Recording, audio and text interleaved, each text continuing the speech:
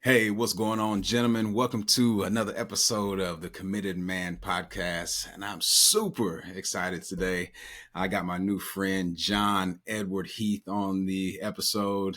John, how you doing, man? Doing well, brother. Thank you for having me. I'm excited to unpack some things with you.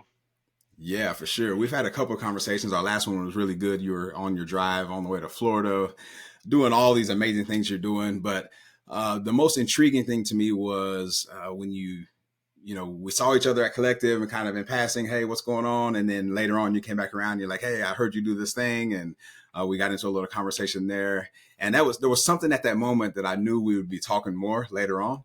Yeah. And now here we are with this. So, yeah, man. I in our last conversation, you said something that really caught my interest, and that was that you from Iceland. You're Icelandic. So yeah, tell me about that. Like you were born in Iceland, and how long were No, you no, no, there? no, no. No. No. So the backstory so there's a lot that goes into, when people ask me where I'm from, Mm, especially in the States, listen, Donovan, I lived in California for 10 years. I've lived in the South. I've lived in the Midwest. I've lived in the East Coast. I grew up in the East Coast. And then I left. I lived in Europe, and Iceland became my home, man. Iceland was my version mm, of redefining yourself, of who I was going to be. There's a lot that happened in my lifetime. I really didn't know who John Edward Heath was going to be outside of service, outside of coaching, outside of no longer having a limb. And then COVID happened. So there's Iceland's my home. I have family there, but what everybody needs to understand about me as a person, I have homes and families all over the place. love That it. is just to let you know, like, a lot of people have helped me develop, and I didn't know that until now that I'm in this path that I'm in, where it's like, even if it was letting me stay on your couch for one day, like that helped develop the man that I am today. Powerful.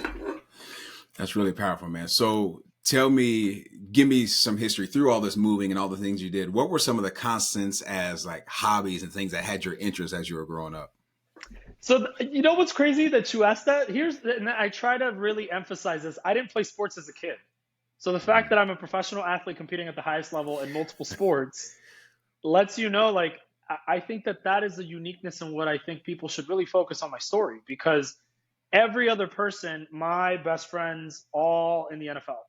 They've been playing football since they were four, and then you go to Pee Wees, and you play in elementary school, you play in a league, you play flag football, you go to middle school, you go to high school, and then the dream is Division I football, then the dream is the NFL, and the same goes for every other sport. For me, unfortunately, I really didn't have hobbies, man. I honestly, as a kid, there was a lot of stuff that I needed to figure out as a child. I bounced around from homes.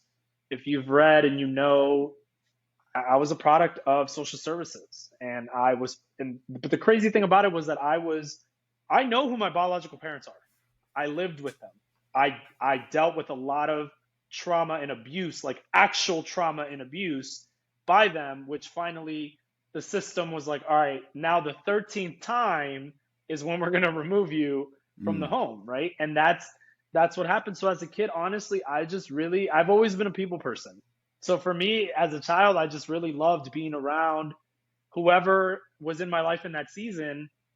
That's honestly what my hobby was. And whether it was going to the club or, going to eat some pizza, I was a hooligan, man. We we stayed up plenty of late nights, and, sleeping on benches and stuff. So Well, it's interesting to hear you say that because and we don't have to go too deep into the things that happened, but as these things were happening, were there shifts in your mindset and your personality that you could feel going on? Like you said, like here, okay, 13th time, we're going to remove you. Like, what was that doing to your mind as this stuff was happening?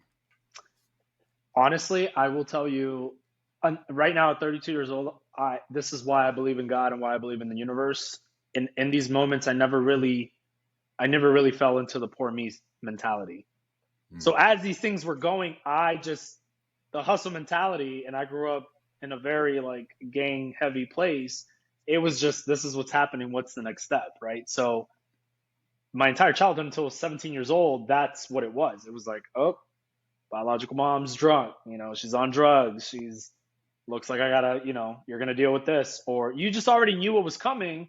So now that Mm, I'm an adult, I realize that at these moments, it was like I started to see. I was very mature for my age. I've always been like the older parent of groups. I had to move a different way than everybody else, and I, I just you don't know what you don't know. So at the moment, this is all that's provided for me. I didn't know any better, and then boom, I served. I enlisted. I left at 17. At 18 years old, I'm in California. I had never been to that side of the mm. country by myself, and you just took me from the DMV, which is literally the right side of the country, all the way to the left. And at that point, you're thrown to the wolves, man. You got to figure it out. So what made you decide to go into the military? The recruiters were very persistent, and when I tell you that a lot of people have seen things in me that I've never really seen in myself, they were a big factor because they said, like, there's something in you that we know is destined for something bigger. And they were the parent figures at the moment that ensured I wasn't skipping school. And it gave me a sense of purpose to finish school because I had gotten kicked out of 3 high schools. So I was my freshman and sophomore year. I Mm, was transitioning from schools, and I was kicked out of a district, and I was supposed to be a high school dropout. And at that point, and when I was when I decided to enlist, Donovan, I had to change my life, man. I was like a year and a half behind school. I remember doing all 7 periods, night school, Saturday school, summer school, while losing weight to join the service, and it was what you had to do. yeah. All right. So all right, you go through that, right? There's already you can start to see some mindset traits that are there, even if you didn't see them at the time, right? The willingness to, okay, I got to grind and get this thing done in this short amount of time because I have a goal that I'm going Right. after. Um, of course, you were being held accountable, which is fine, but something in you had to do something about it. Then you get into the military. Give me a little bit about your experience of, again, I like the mental game, right? What did being in the military do for you as far as your personal growth in your mind? I got to thank the military for. I thrive best in controlled chaos. That's not something that you develop. That's something that is taught.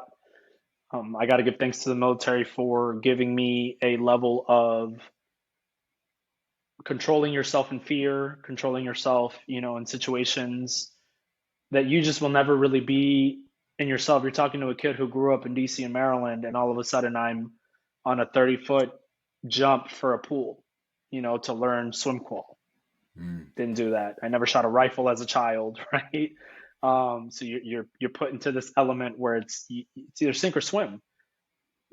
That prolonged in my time, except for I was 17 years old, and now I'm on my own, and I've been partying since I was 13, 14 years old. I was, heavy in the club scene. Now I'm in this alcoholic seems normal culture. So now mm, I'm a high functioning alcoholic because I am getting messed up, and then I'm performing at high mm, levels to run certain, physical fitness tests and stuff like that. So it's a mixture of mentalities, and there are good and bad things, just like in everything else. But sure. the biggest takeaway that I will answer your question is the fact that my discipline as a professional athlete is on a whole different level because of my military discipline. So when I say no is no, like I'm not going out to party. I'm not like I know what the mission is. I know what the goal is. There's no distraction right now. And I I got to love thank that. the military for that. Man, so that thing you talked about, the distraction, I talk about this with the community man a lot. I feel like it's man's greatest villain right now. And it comes in so many different ways, a lot of them very subtle, some bluntly obvious right in our face. And still, it's easy to fall into these distractions. So I'm glad that you brought that up, that there has to be this hard stop on what you allow in and what you don't, because everything is affecting your path, right? So speaking of path, you get out of the military. What's life like as soon as you get out of the military? What do you do next? I go into this dark hole of drugs and alcohol. Mm, And in the midst of that, my best friend committed suicide in 2018. So that played a role into this dark. But here's the thing is that everybody in the military tells you it's okay. It's okay to get messed up 7 days out of the week. It's okay as a man to, go to the club on Thursday and show up to work on Friday hungover, right?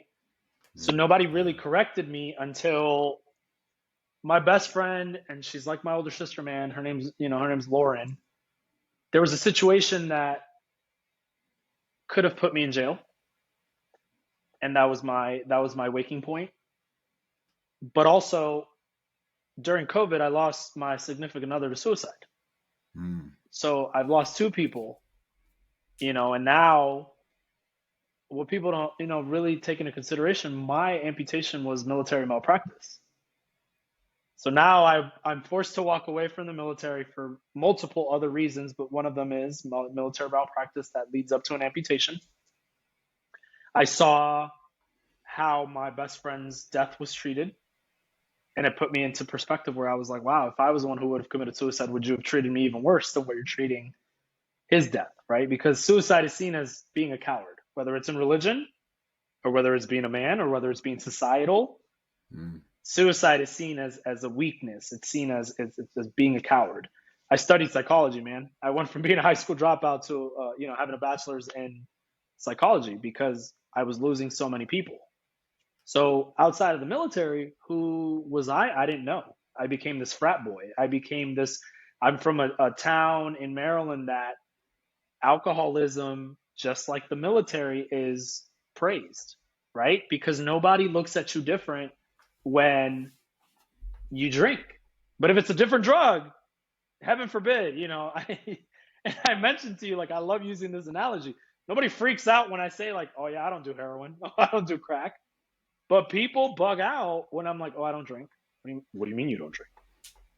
Motherfucker, I just told you I don't drink. Like, why do I need to explain myself to you? Like, I don't drink. I don't like to feel shitty the following day. I Yeah.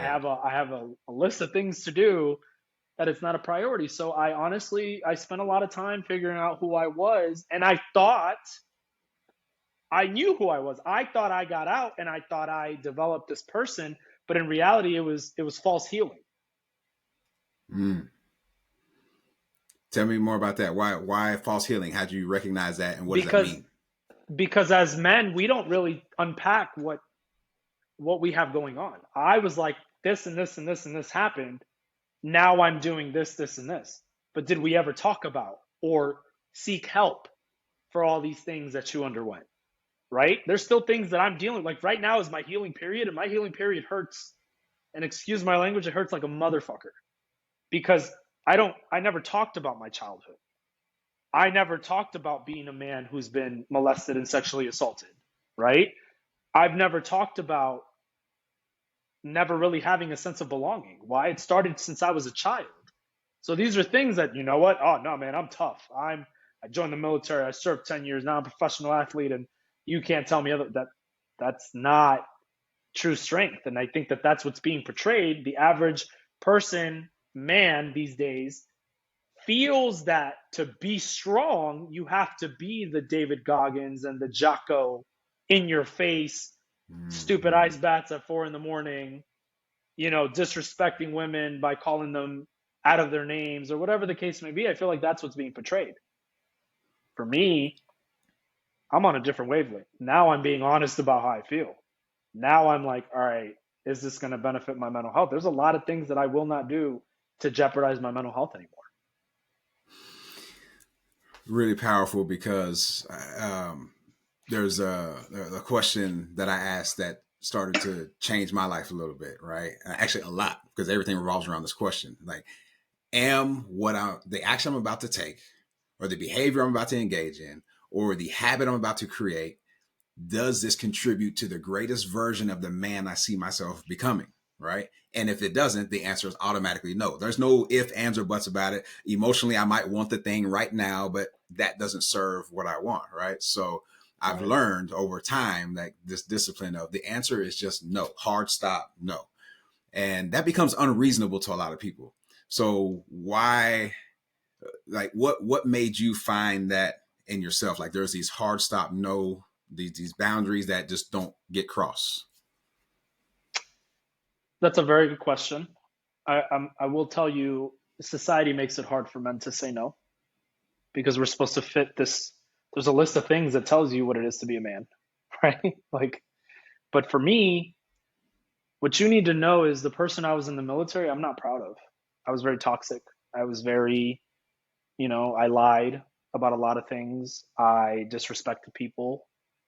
I disrespected my partners. I built this, what I thought being a strong man was, right? Mm, This buff, strong, you never saw me cry. In order for me to heal and push forward, I really needed to look that old person in the face. And the biggest struggle that I have right now is there's certain things that I try my hardest to forgive myself for. And as humans, we tend to live too much in the past. And I have that issue in my mind where it's like you start to think of things that you did in the past or the person you were in the mm, past that doesn't allow you to live in the present moment. So for me, the big switch was watching my best friend die, and everybody said they would remember him. And the day after he died, everyone forgot. So why am I going to sit here and try to impress people by what I wear or how I act or what shoes I wear, right? Or what clothes I put on or how much money I make. And then fast forward, I lost my partner to suicide and I witnessed the exact same thing. So there were certain things that really aligned into, okay, these are the directions that I need to head, which is why I will not argue or really need to tell anyone why I believe in God and why I believe in a higher purpose. Because if I could easily, everything that I'm telling you that I've done and I've been and I've witnessed, I should not be where I'm at right now. And I have every right in the book to sit here and be like, well, I'm disabled. I am not going to compete in Paralympic sprinting or adaptive CrossFit or try to make a winter games for the Paralympics or do a third of the things that I do. But I think, especially men, I think people, but especially men, need to hear these things. yeah. Because to go back to what I just said, we're being told how to act. We're being told what portrays a man. But then now everybody, right? What do women say? Men ain't shit. That's all you see on social media. Oh, if you don't make six figures and above, that ain't the kind of man that I need. What do you bring to the table? Because I'm gonna tell you right now, the average woman right now cannot outcook me in the kitchen. So let's really dive down into what it is that you bring to the table. And Drake said it best, man. You got to be some type of person to make me not want to go to sleep at 9 o'clock. Because I'm in a profession right now where my time is valuable, my career is number one, sleep is priority, my nutrition is priority. So if you think that I'm 21 years old and I'm gonna be texting you at 3 in the morning, talking about sneaky link, whatever, you got the wrong one, man. We are Mm. grown ass people. If we finna do some stuff, it better be before 9 o'clock, right? Yo, So all these so looking for the bed. factors, you know what I'm saying? So all these factors play a role into what I do. And then to be quite honest with you, Donovan, nobody checked on me, man. Nobody checked on me when I got out of the military. Nobody checked on me when I lost my leg. I've had 14 surgeries. Mm. Where were all the people at when John had the tab and I was swiping my credit card, right? And we were down in downtown San Diego and everybody knew who I was, right? And you knew the girls were always around John and you knew your boy was always going to hook you up with a meal, or you knew, where were all those people at? And the Mm. same thing happened in my childhood when I would get in trouble, right? Like, where was y'all at? Y'all was there when I got the table with the bottle, right? Y'all was there when I got you in VIP. Where y'all at now? So, as a 32-year-old man, I'm not afraid to be alone, man. I understand humans work in community, in groups, and whatever the case may be. And I am part of plenty of men's groups. But if you wanna ask me who I talk to on a daily basis, it's the 5 people I got pinned on my text messages. Those are the 5 people I text on a daily basis. And if I text someone out of there and they don't respond, I don't even allow it to affect me because you're not that person in my circle. Yeah. So all of those factors played a role into how and what I'm living right now. That just really doesn't allow me to act out of character. Man, I love this. It sounds like you have these boundaries that are set that are healthy for you, especially in the season of healing that you're in. It's really important to be able to have things not crowd your space that are unnecessary. And so I applaud you for having those boundaries set. And you've mentioned a few times about this amputation, and I don't want to harp on this because I know that you are not defined by this. It actually made you exactly who you are today, and you needed that moment. So, but the audience is going to wonder this amputation. How did the amputation happen? 14 surgeries. Like, just you run us through this timeline. Okay, well, first I'm gonna ask you, what was your impression when you first saw me at the gym? I was impressed. Let me tell you what I saw first. What I saw first, I went to go sit down in the break room area, and I got my man's leg sitting right here and his bag, but nobody's around. It's just I'm sitting there. There's a leg here. There's a bag, and I'm like, all right, I understand what's going on here. I want to meet this guy. That's actually what I thought in my mind. I want to meet this guy. And then we kind of walking past each other. I'm like, dude, what's up? I told you, I think I've seen your videos. You keep working hard. Yeah. So we passed each other, and then, you circled back around later on. So I was like, yeah, I'm inspired. And I'm more inspired knowing what I know now. So that's why I want you to share what you can to get people to this point where you're at this non-victim mentality. Yeah, no, I appreciate you asking, and it does get repetitive. However, I'm gonna just give you the condensed version. I got Sure. into an accident. I got into an accident. The military tried to repair it. It wasn't the accident. I wish the media would understand that it's not the accident that caused my amputation. It was military medicine trying to repair my lower body, and it was just too many surgeries that by the time it was time for me to leave the service, I was already jacked up.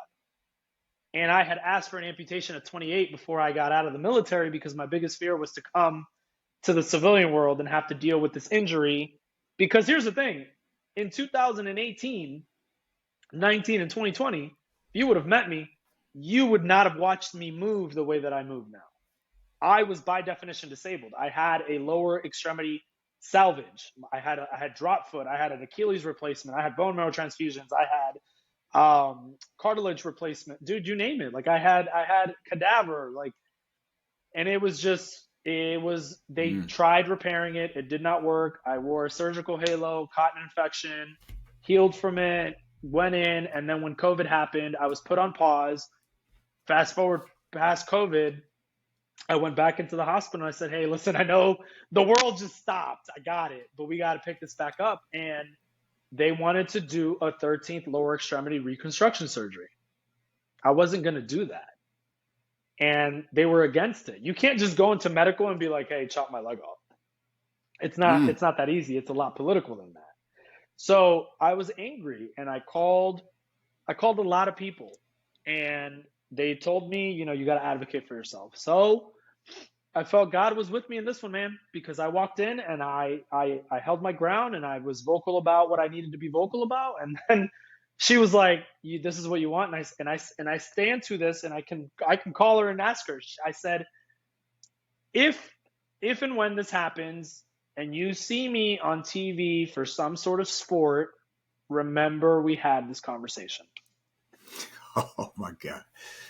And now 2 years deep into an amputation, here we are. Yeah. All right. So let's talk about where we are, because this is where the story just gets crazy. And this is the mindset part that I want everybody to pay attention who's listening to this. Pay attention to how mindset affects every part of your life when you open up and receive what it's bringing you, right? So, all right. So you told this lady this. All right. You had the amputation, and then you get out. What is your first, what's your mission when you get out of this amputation? Like, what do you set out to do? Biggest mission was to get back into sports. I was an Olympic weightlifter. I've always been a weightlifter, man. Listen, I will send you a picture. I was 275, 12% body fat in the military. I was a big boy. I was a big boy. Like my traps, and it's crazy, right? So when people look at me now and they're like, wow, you're a big dude. I'm like, I'm small right now. I just wanted to get back into sport, man. And again, I'm gonna keep relying. I'm gonna keep using God as an example, because the people that God put around me, it was way too orchestrated for it not to happen the way it did. The person who took me to my amputation is Olympian and wide receiver for the Eagles, Devin Allen. That's the man who sat with me in my amputation. That's my best friend. Like that is the man who saw me. He moved to Maryland training for Paris or for Tokyo, saw a guy with a prosthetic. I wore a different prosthetic when I had a salvaged limb. And then next thing you know, him and I are training and got stuck together during COVID. We're running on the track. And I remember one day, dude, I called him, picked him up in one of my like drunk, drug episodes. And I was crying, man. And I'm like, I just want to, compete. And he's like, well, why don't you? And the victim mentality in me wanted to be like, because I got a messed up leg. But I didn't, it was just like a conversation. So when the amputation got approved, I had 30 days to get everything ready. You get what I'm saying? And in that time frame, I had given up meat. I had given up alcohol.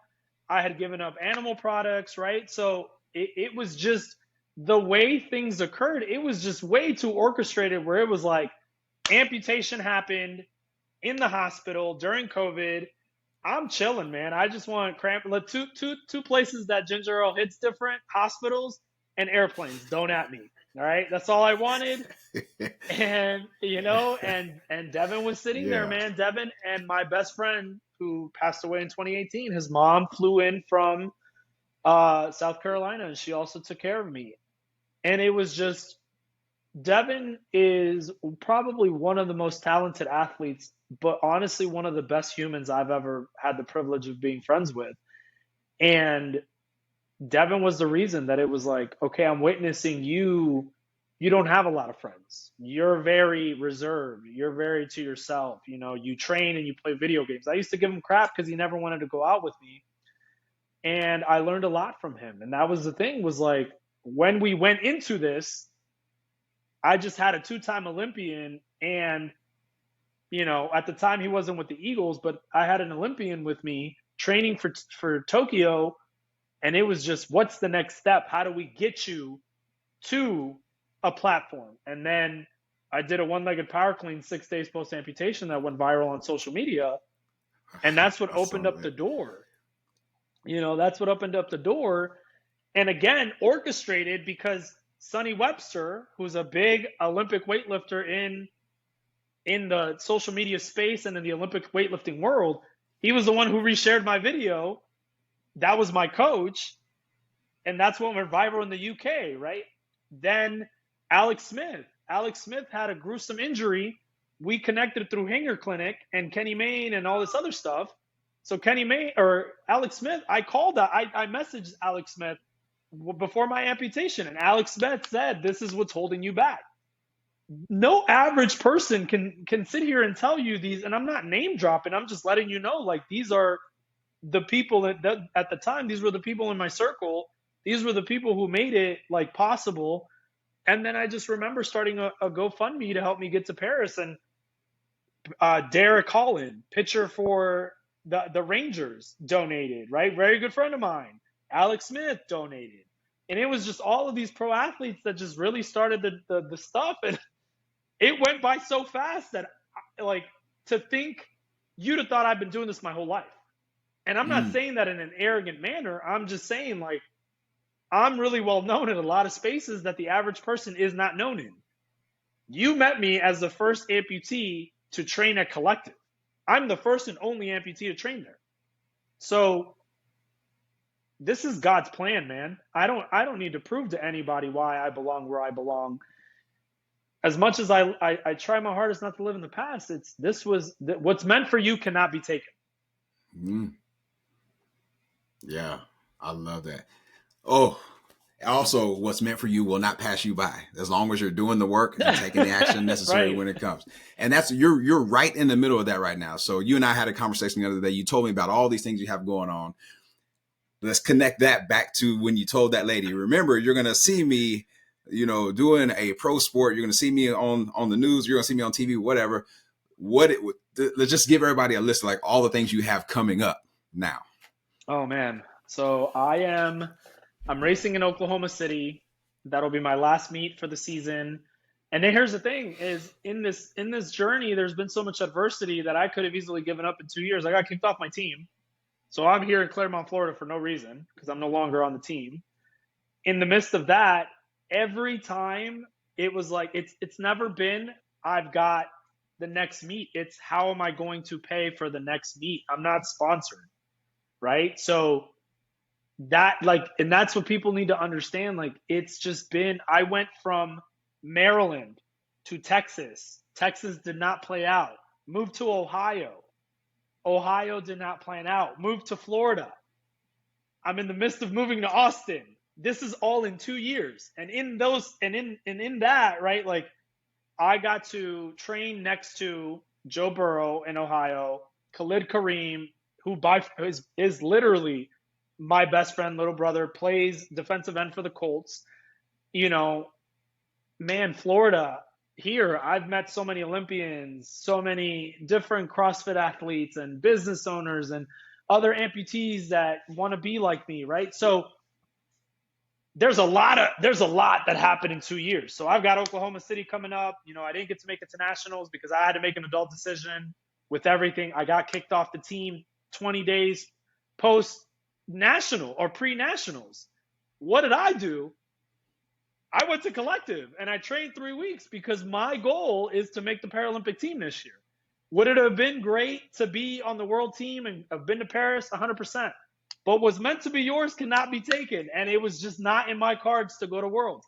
What did I do? I went to Austin, and in 3 weeks, the amount of people that I met, bro, everywhere I went, they were like, how do you all know each other? And, you know, blah. It was just the craziness, right? So ending the season, and then I jump into CrossFit, which is, you know, I'm competing in Australia. I'm training in Dubai. I'm training in Iceland.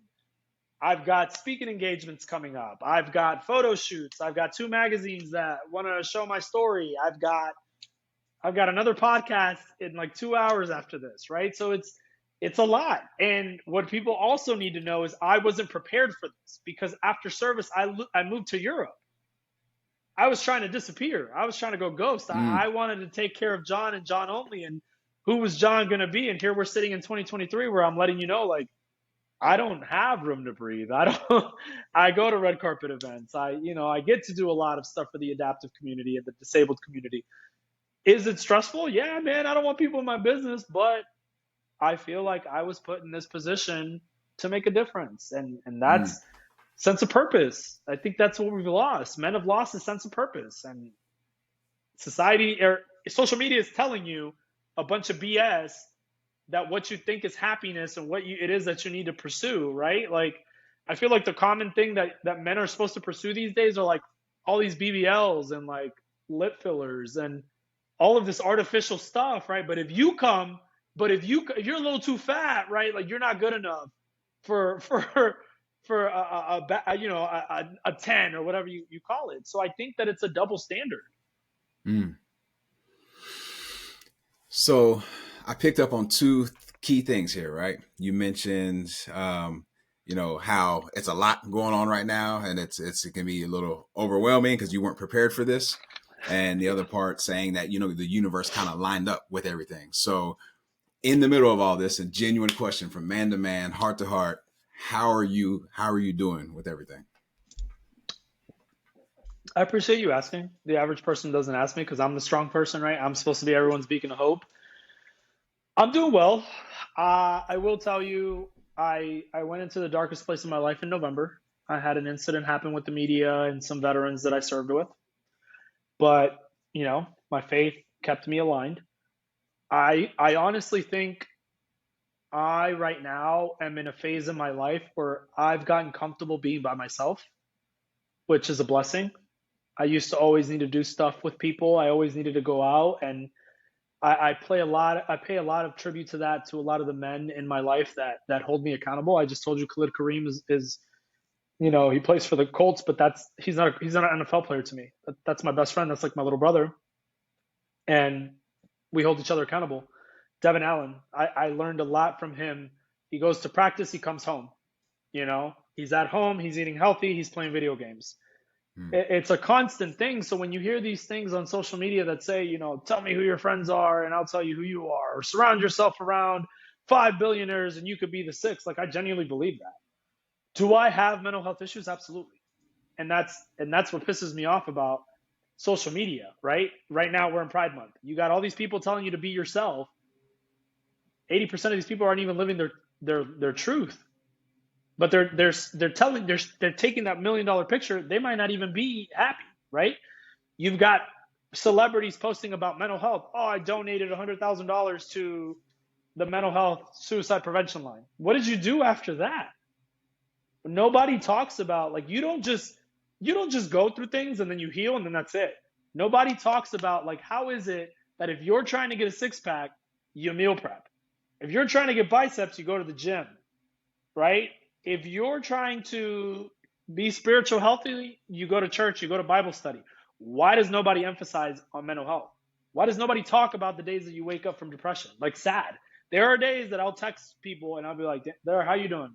"I'm sad." Why? I don't know. I shouldn't have a reason to tell. I shouldn't have a reason to be sad. I Mm. wake up mad. I wake up moody. People don't talk about these things. I do. I am transparent with everything. Actual mental health. I actually live mental health every day. And every day is showing up. And my goal is just showing up better than yesterday. It's not about the 5-year plan. It's not about how am I going to make this next $1 million, right? It's how are you showing up today?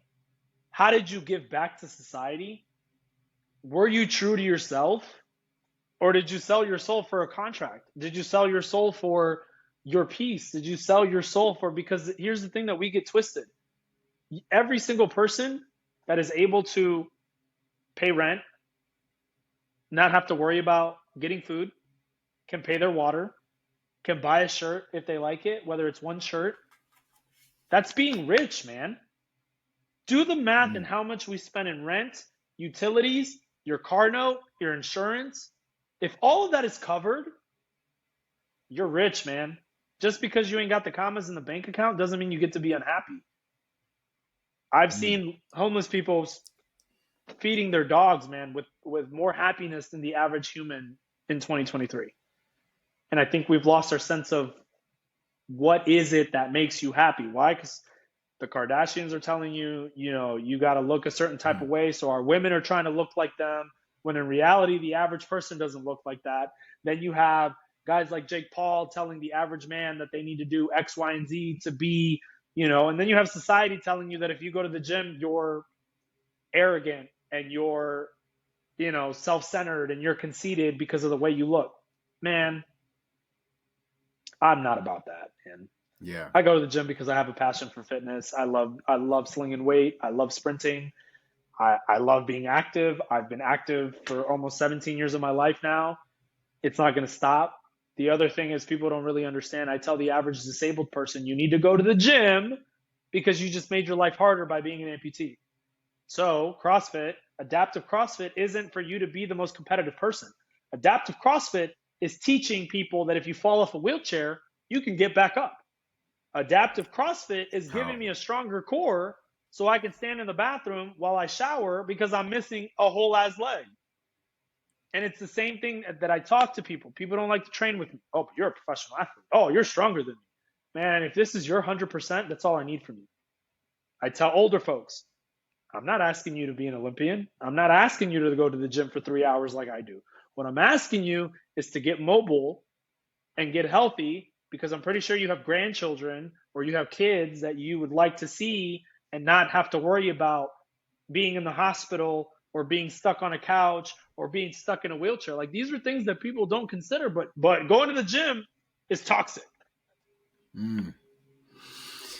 Man, so there's so much here, and a lot has opened up that really shares like your heart, your mindset. That's gonna really serve a lot of people. Your story is just beginning, right? If we go back and look at right the path that was kind of chosen for you through childhood, and then what you chose to do when you started being able to make adult decisions, going into the military, establishing a certain mindset of structure and accountability in the military, bringing that out into the real world after having this traumatic situation with the leg, not falling into a victim mindset, going through 14 surgeries, finally getting the amputation, then saying, you know what, I'm going to be a professional athlete. I'm not sponsored. I'm going to find a way to pay for this stuff. I'm going to move here, move here, move here. Within 2 years, you've done so much.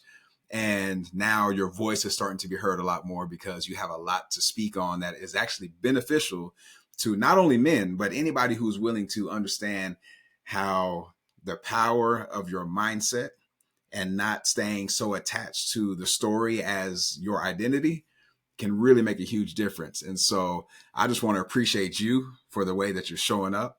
I can feel right now like you're really at the kind of this beginning portion of this ride that's about to accelerate. Oof.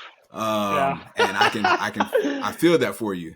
So yeah, I appreciate you taking the time to be here. And I just want to ask you this question to close it out. What does it mean to you to be a committed man? What does it mean to me to be a committed man? I think being a committed man for myself is honestly just being 100 with what you say. A lot of people say one thing and their actions are different. You know, you're being told, like, I see this a lot in the influencer world where they take these sponsorships and they're not really using the product, or you have people telling you that they're sober, but they're not really sober. They're still on the party at the weekends, but they're doing it for whatever reason. Committed to me is I'm committed to everything I'm doing in the most authentic manner. I'm committed to my community, whether it's my church community, whether it's my adoptive community, adoptive kids, foster kids, the disabled community. There's just so much commitment. I'm accountable, man. I never held myself accountable back in the day. I'm accountable now. I don't need a book or society to tell me what box I need to fit in. Committed to me is that if I were to die tomorrow, I did everything in my power to live a fulfilled life, and I did everything in my life to give back when I could. Lovely, man. I can tell you, I'm happy to know you, and I'm happy to collaborate on some things down the road. And I'm glad we got to spend this time together. And I know something you shared in this podcast is going to serve a man who's listening to it. So thank you again for the way you're showing up. Yes, sir. Thank you for having me, man. Yes, sir. I appreciate you being on. And we'll see y'all on the next episode. Peace.